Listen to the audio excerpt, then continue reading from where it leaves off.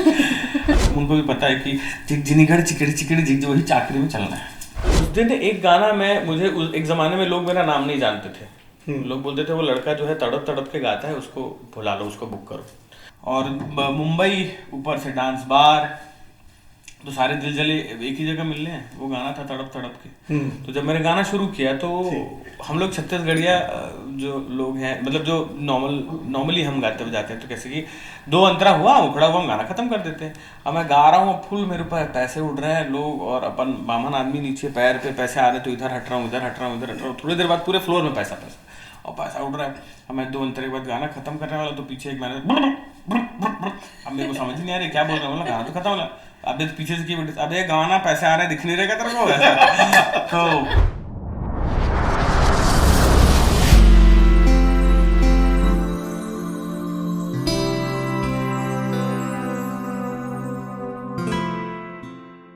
नमस्कार, जय जोहार। रंगीन बुधवार के एक नए एपिसोड में आप सबका स्वागत है। और आज आप सब लोगों के लिए बम्पर लॉटरी है, क्योंकि आज एक नहीं दो सितारे हमारे साथ हैं, आप सबके साथ चर्चा करने के लिए, आप सबसे मुलाकात करने के लिए। तो आइए बहुत बहुत स्वागत करते हैं छत्तीसगढ़ी फिल्मों के गीत गायन के क्षेत्र में मुकाम हासिल कर चुके दो हस्तियां हमारे बीच हैं, कंचन जोशी जी और अनुराग जी। बहुत बहुत स्वागत आप दोनों का। कैसे हैं और क्या कुछ नया प्रोजेक्ट चल रहा है जिसके लिए आप दोनों आज यहाँ पर आए हुए हैं?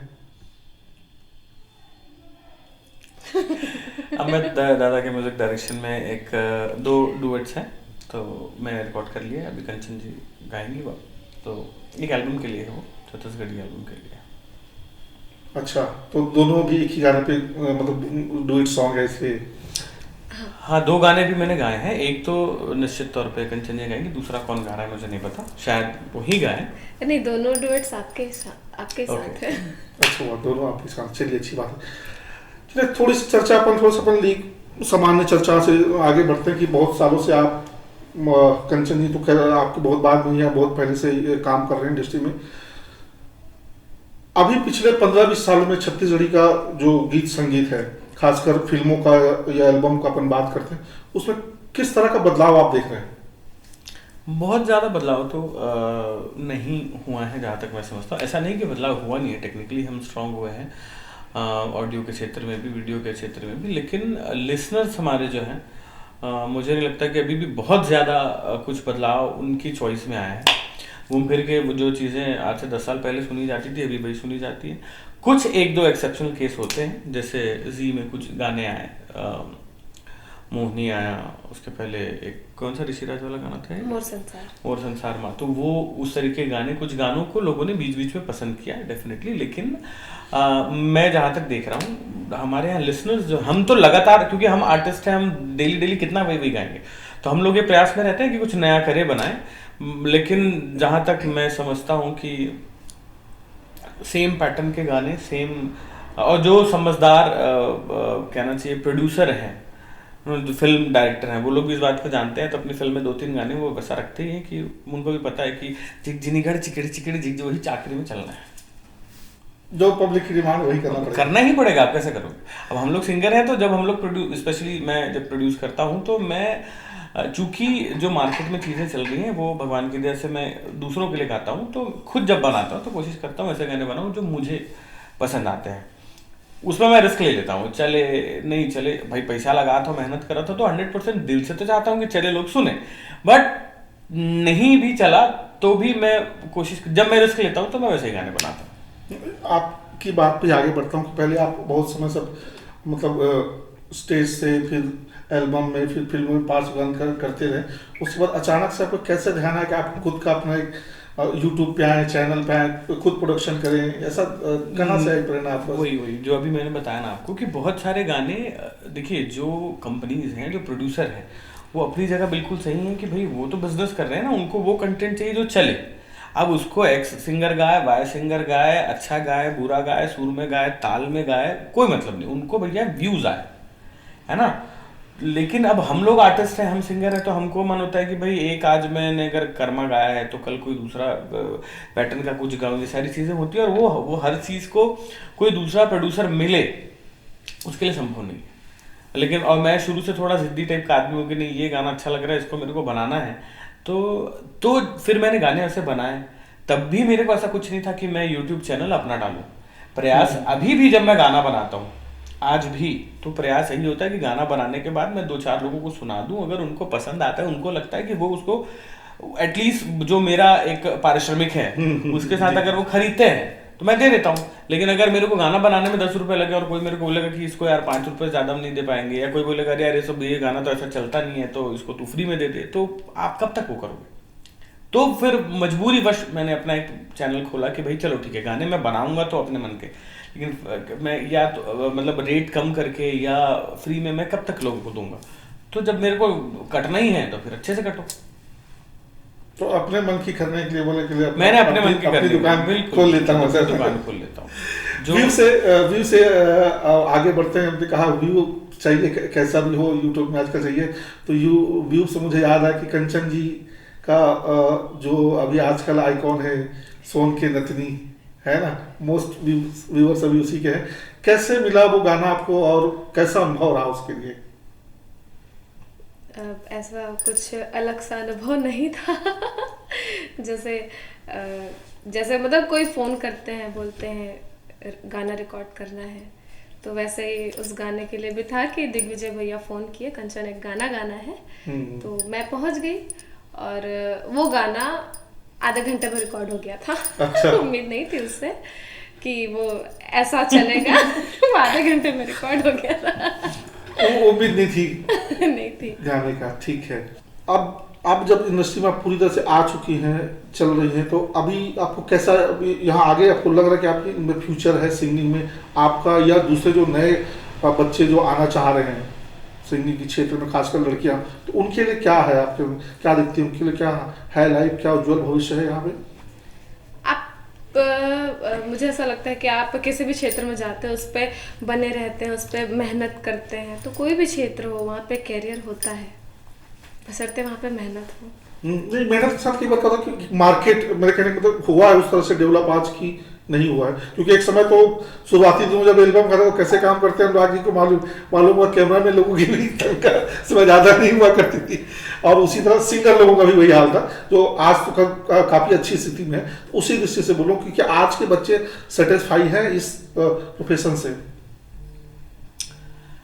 देखिए हमारा फील्ड जो है ना वो पूरा भाग्य पे आधारित फील्ड है, ठीक है। तो आप आए, आज आपका गाना सुपरहिट हो गया, आज आपको शोज मिलने लगे, आज आप पैसे कमाने लगे, तो आपके लिए फील्ड बेस्ट है। आप आए, आप 12 साल 15 साल 20 साल आप घिस रहे हैं, आपके गाने नहीं चल रहे हैं, हिट नहीं हो रहे हैं, तो आपके लिए वो दुर्भाग्यपूर्ण है ना। वो सारा कुछ जो है हमारी फील्ड में मैंने देखा है, बहुत बड़े बड़े आर्टिस्ट जो हैं उस बात को मानते हैं कि 70% मेहनत तो हर काम में ज़रूरी है भाई। आप गड्ढा भी खोदेंगे तो मेहनत लगेगी, लेकिन मुझे मेरा भी व्यक्तिगत तौर पे ये मानना है कि 70% लक है और 30% जो है वो आपका टैलेंट है। आपने मतलब कोरस से लेके स्टेज से लेके प्लेबैक सिंगिंग तक का सफर किया, उसमें काफी स्ट्रगल भी किया, तो आप मुंबई भी गए थे। आप मुंबई में स्ट्रगल के, तो मैं स्ट्रगल नहीं कहूँगा, मुंबई जाना के सीखना कहता हूँ। तो उस दौरान आपका कैसा रहा जीवन, किस तरह से आपकी लाइफ स्टाइल रही, वहाँ कैसे रहे, और कुछ होगी वहाँ की कोई कहानी जो हमारे दर्शकों के लिए बता सके तो अनुभव होगा। देखिए वहाँ का तो मेरे पास सबसे पहले जब मैं गया, फर्स्ट टाइम मैं गया, तो मुंबई में मैं ये कह सकता हूँ कि मैंने स्वर्ग भी देखा है, मैंने नर्क भी देखा है। हम जिस तरीके के माहौल में छत्तीसगढ़ में रहते हैं, जिस पैदा हुए, वहाँ हमने महिलाओं को, नारी को जो है बहुत मतलब सम्मानजनक स्थान पे देखा है हमेशा। और मैं तो ब्राह्मण पारा में पैदा हुआ हूँ, तो बगल वाला घर बुआ का है, उसके बगल वाला घर चाची का है, मासी का है, तो बहुत तो जब मैं फर्स्ट टाइम गया तो मैं एक मीरा रोड में एक बिल्डिंग थी 4-5 मंजिला, वहाँ सारे स्ट्रगलर आर्टिस्ट रहते थे और गिटारिस्ट, कीबोर्डिस्ट, फ्लूटिस्ट सारे लोग। मैं पहली बार गया, मैं एक परिचित के थ्रू, अंबिकापुर के एक भैया हैं, उनके फ्लैट में मैं रहने गया। उस फ्लैट में हम लोग 5-6 लोग रहते थे, और मीरा रोड जाना जाता था डांस बार के लिए। वो एरिया में बड़े बड़े डांस बार, ऑर्केस्ट्रा बार होते थे।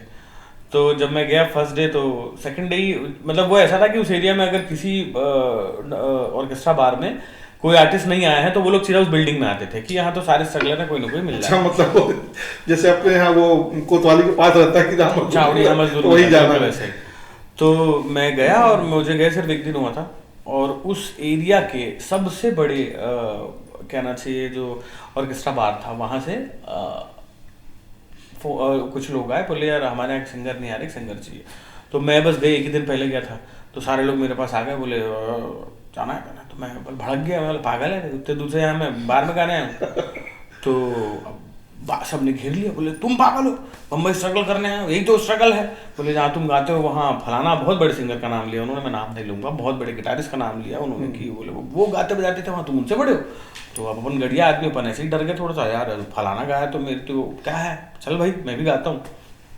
तो मैं गया, उस दिन गाया, और उस दिन एक गाना मुझे एक ज़माने में लोग मेरा नाम नहीं जानते थे, लोग बोलते थे वो लड़का जो है तड़प तड़प के गाता है, उसको बुला लो, उसको बुक करो, मतलब उस गाने के नाम से लोग मेरे को जानते थे।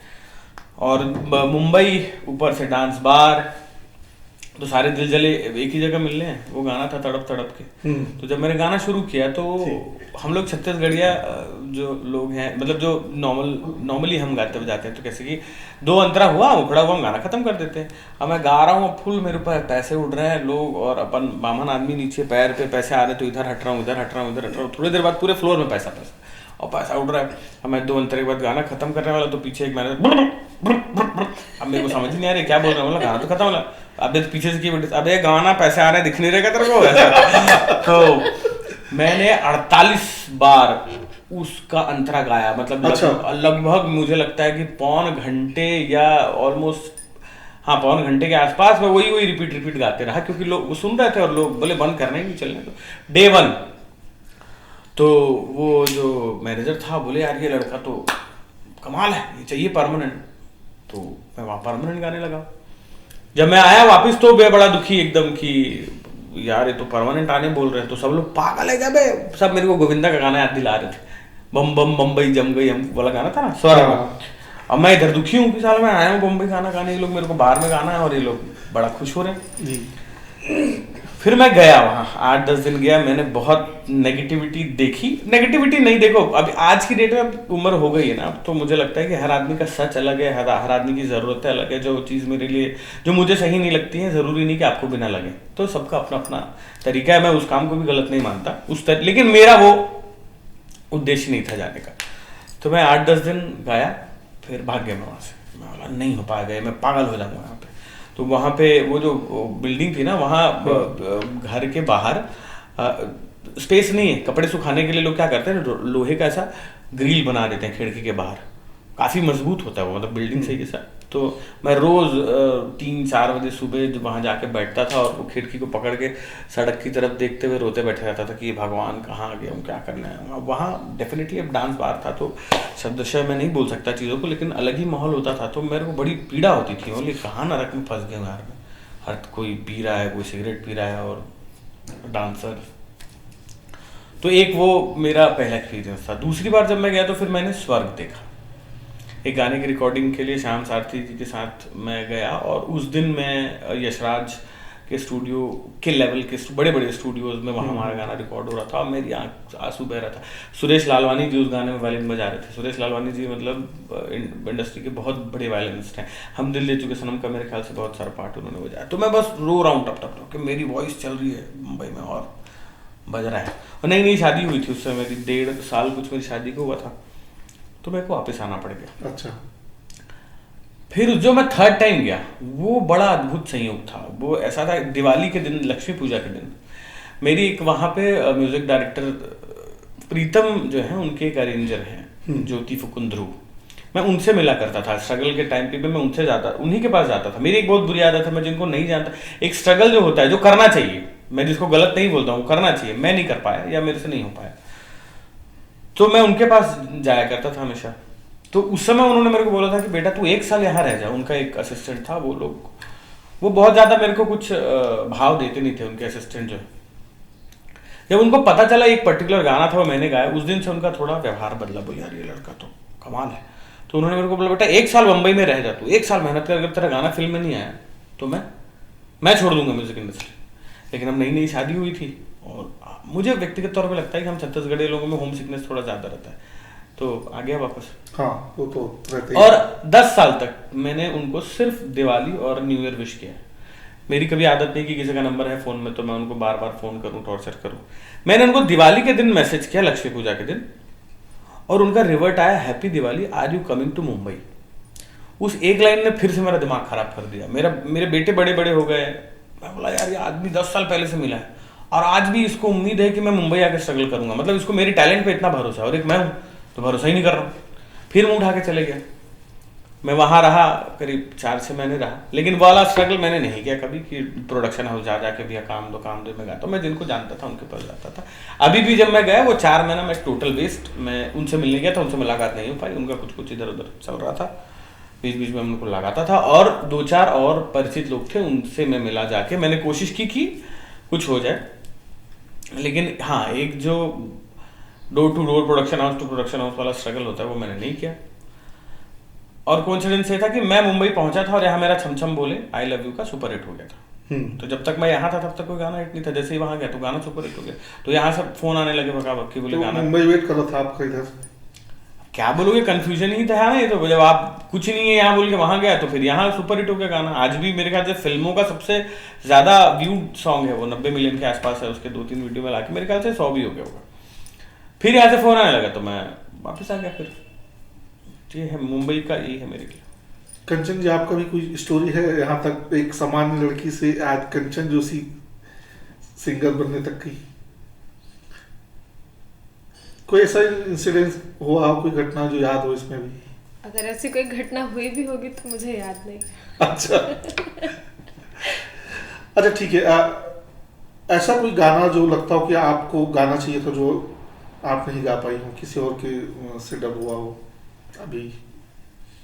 नहीं, ऐसा तो नहीं लगता मुझे ऐसा लगता है जो जिनके किस्मत में होता है उनको मिलता है, जिनके किस्मत में नहीं होता है। मतलब वो नहीं है, उनके पूछने का मतलब ये है कि कोई गाना सुन के तुमको ऐसा लगो कि हाँ, शायद ये गाना मेरी आवाज में में अच्छा लगता, मैं बेहतर गा सकता। नहीं, ऐसा नहीं सोचती।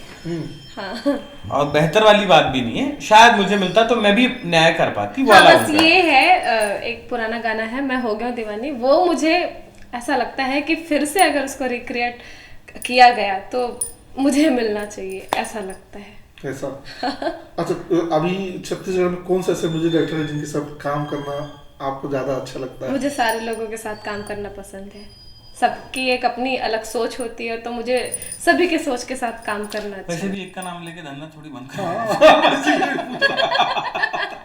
नहीं, मुद्दे की बात ये है लेकिन ऐसा नहीं है, सच में मुझे अलग अलग। नहीं, मैं समझ रहा हूँ, मैं भी सिंगर हूँ, मैं समझ रहा हूँ।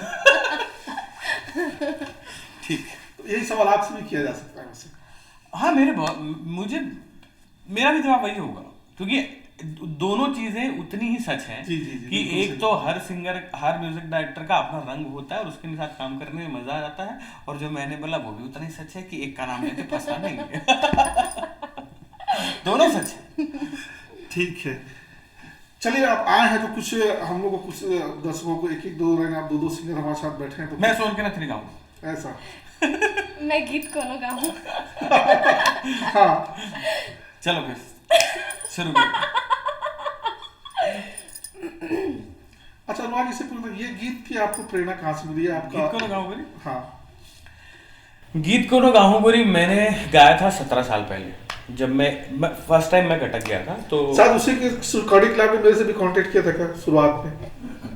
नहीं, वो दूसरा था। ये गाना तो ननकी ठाकुर जी जो हैं, अच्छा, निर्मला ठाकुर जी और ननकी ठाकुर जी, उनके एक एल्बम, उन्होंने एक एल्बम, मतलब उसमें निर्मला दीदी के काफ़ी गाने थे, एक मेरा सोलो, ये गीत कोनो गाऊं गोरी था। वो हमने कटक में रिकॉर्ड किया था, और उस समय वो सीडी वाला टाइम था, तो उस समय भी लोगों ने काफ़ी पसंद किया, लेकिन चूँकि सोशल मीडिया, मोबाइल ये सब नहीं था तो उतना नहीं जा पाया वो। अभी वापस 1-1.5 साल पहले उस गाने का वाइब अलग ही है, तो मैंने रील बना के डाला, ऐसे ही रील बना के डाला, लोगों ने उसको काफ़ी पसंद किया, वायरल हो गया। तो मैं बोला कि यार लोग पसंद कर रहे हैं तो उसको रिक्रिएट किया जाए, तो फिर हमने उस गाने को रिक्रिएट किया। अच्छा ठीक है, तो चलिए वही सुना दीजिए। गीत कोनो गाऊं? अरे तो मजाक था, तो जो तेरे को गाना है गाना।